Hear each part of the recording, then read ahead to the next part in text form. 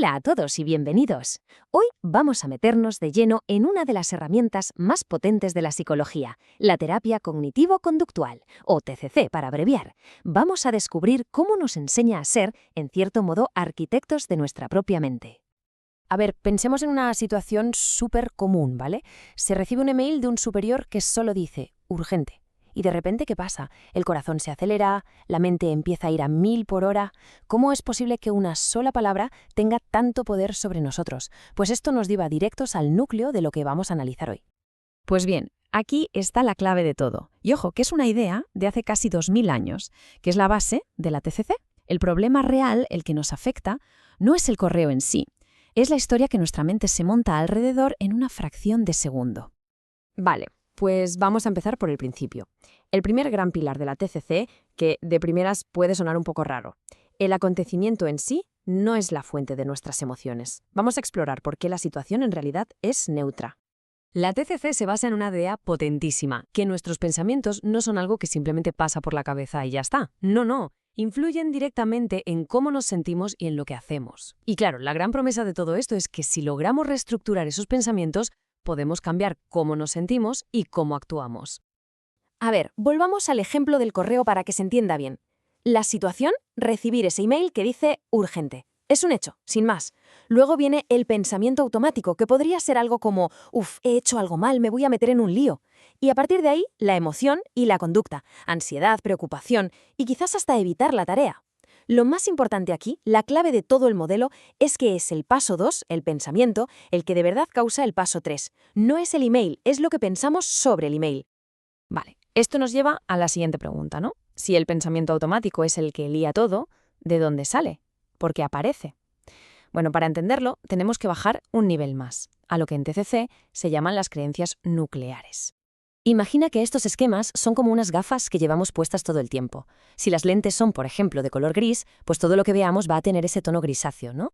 Estas creencias se van formando desde que somos pequeños, a partir de nuestras experiencias, y funcionan como los planos que construyen nuestra realidad mental. Y lo más curioso de estas creencias es que funcionan como un filtro súper selectivo.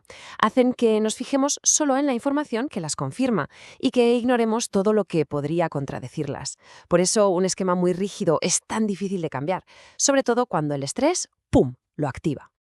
Y fijaos aquí qué interesante. Pequeños cambios en estas creencias pueden llevar a problemas muy diferentes. Por ejemplo, una creencia como mi valor depende de lo que piensen los demás puede generar muchísima ansiedad, esa necesidad constante de agradar. En cambio, otra creencia como si cometo un error soy un inútil, se centra más en la autocrítica, en un juicio muy duro que puede acabar en depresión. Son, como veis, pequeños matices, pero con consecuencias enormes.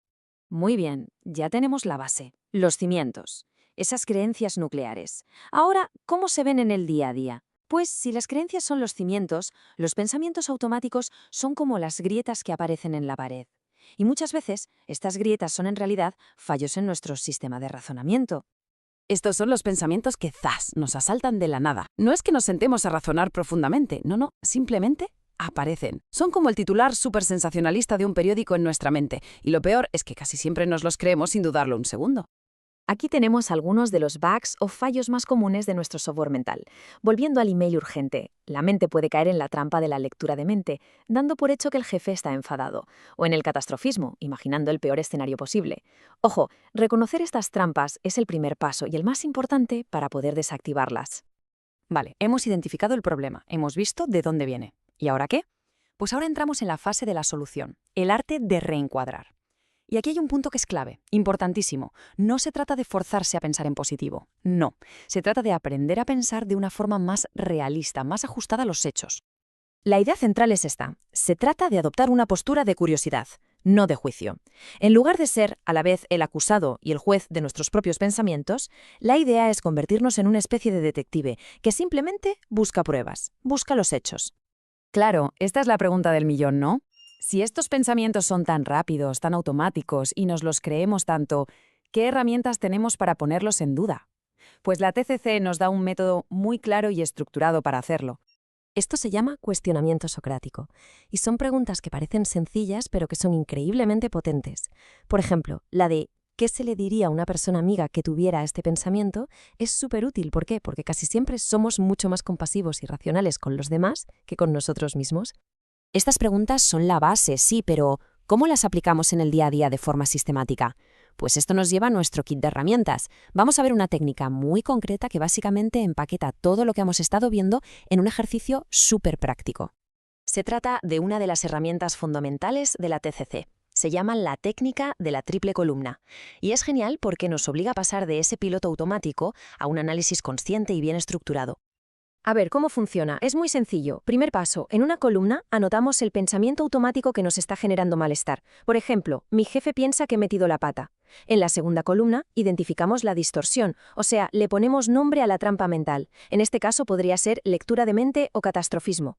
Y en la tercera, y esta es la más importante, construimos una alternativa realista, un pensamiento más equilibrado basado en pruebas. Algo como, mi jefe necesita información para una petición urgente. Lo mejor es que le pregunte. El verdadero poder de esta técnica no está en hacerla una vez y ya, no. Está en la repetición, en convertirlo en un hábito.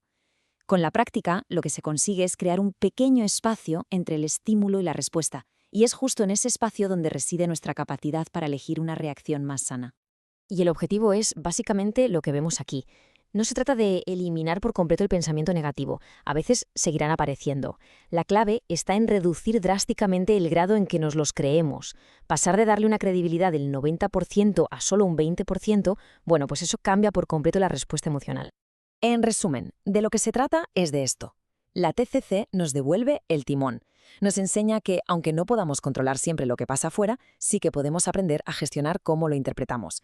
Y en esa gestión reside una fuente enorme de fortaleza y de equilibrio emocional. Y para terminar, una pregunta para la reflexión. ¿Qué pensamiento, de esos que se repiten una y otra vez en el día a día, podría no ser 100% cierto? Quizás valga la pena investigarlo un poco más. Gracias por la atención prestada en este análisis.